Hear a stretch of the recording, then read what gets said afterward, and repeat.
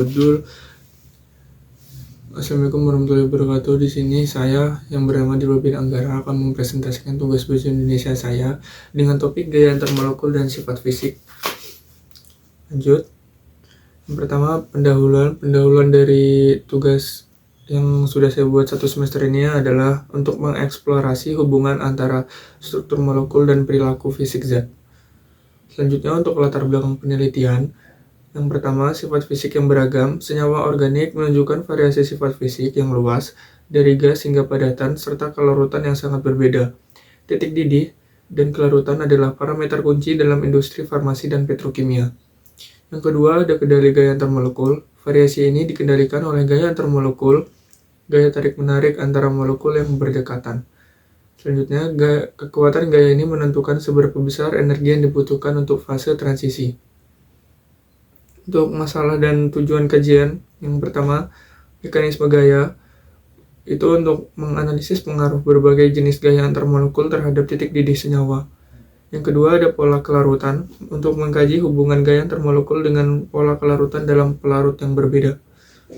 Selanjutnya, faktor struktur, itu menyusun kerangka analisis untuk memprediksi sifat fisik berdasarkan struktur. Selanjutnya, untuk tinjauan pustaka, jadi saya mengambil 3 peneliti terdahulu. Yang pertama itu dari Ogden di tahun 2017. Ia mengkonfirmasi kenaikan titik didih pada deret alkana linear seiring bertambahnya atom karbon. Selanjutnya dari Lisensky et al. Pada tahun 2024, isomer rantai lurus memiliki titik didih lebih tinggi dibanding isomer bercabang. Selanjutnya dari Grafiler dan Cockcroft pada tahun 2023, kekuatan gaya dispersi London sangat bergantung pada konteks pelarut. Selanjutnya untuk teori jenis gaya antar molekul, yang pertama itu ada gaya dispersi London. Gaya dispersi London adalah gaya paling universal, timbul dan dipol, sementara kekuatan naik seiring massa molekul. Yang kedua ada gaya dipol-dipol, bekerja pada molekul polar dengan momen dipol permanen ujung positif ke ujung negatif. Dan selanjutnya ada ikatan hidrogen, yaitu gaya yang terkuat, terjadi jika H terikat pada atom sangat elektronegatif, yaitu atom N, atom O, atau atom F. Untuk urutannya, London itu lebih kecil daripada dipol-dipol lebih kecil daripada ikatan hidrogen. Selanjutnya untuk titik didih dan kelarutan. Titik didih adalah suhu di mana tekanan uap cairan sama dengan tekanan eksternal. Diperlukan energi untuk memutus gaya antar molekul. Selanjutnya untuk kelarutan, prinsip like dissolves like, senyawa polar larut dalam senyawa polar, non-polar dalam pelarut non-polar.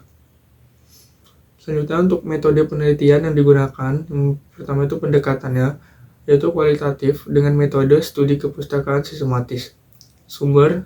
Lalu untuk sumber yang digunakan adalah artikel jurnal internasional bereputasi di kisaran tahun 2025 sampai 2015 dan buku teks kimia organik standar. Untuk prosesnya, yang pertama itu kita identifikasi sumbernya dulu, lalu kita komparasi temuannya, lanjut kita sintesis kerangka analisis secara koheren. Selanjutnya untuk integritas, itu menjunjung tinggi transparansi sumber dan penjagaan plagiarisme.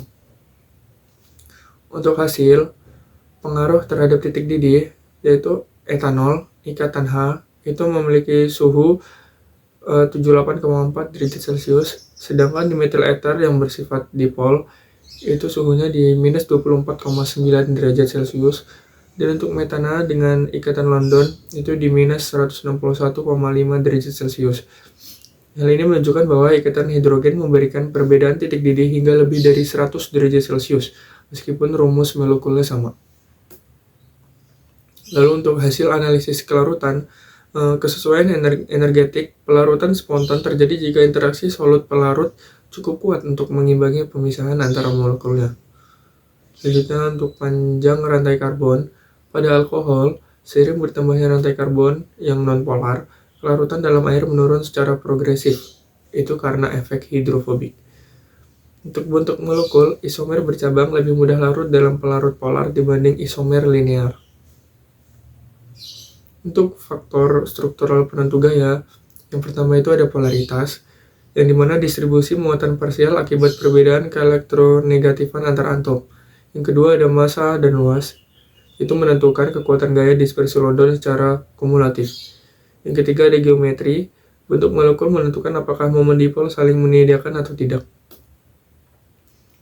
Untuk kerangka analisis prediksi sifat, yang pertama itu ada langkah 1, itu cek gugus fungsi, itu ikatan hidrogennya. Yang langkah 2 tentukan polaritas dan momen dipolnya. Untuk langkah ketiga estimasi gaya dispersi London. Langkah 4 simpulkan tren titik didih atau kelarutan. Untuk kesimpulan, gaya antarmolekul adalah faktor penentu utama variasi sifat fisik senyawa organik. Kekuatan gaya berbanding lurus dengan titik didih. Kelarutan mengikuti kesesuaian jenis gaya, solut, dan pelarut. Identifikasi struktur adalah kunci untuk prediksi logis tanpa harus selalu mengandalkan data eksperimen. Slide berikutnya yaitu saran dan rekomendasi. Bagi mahasiswa, gunakan kerangka analisis gaya antarmolekul sebagai panduan memahami sifat fisik secara sistematis.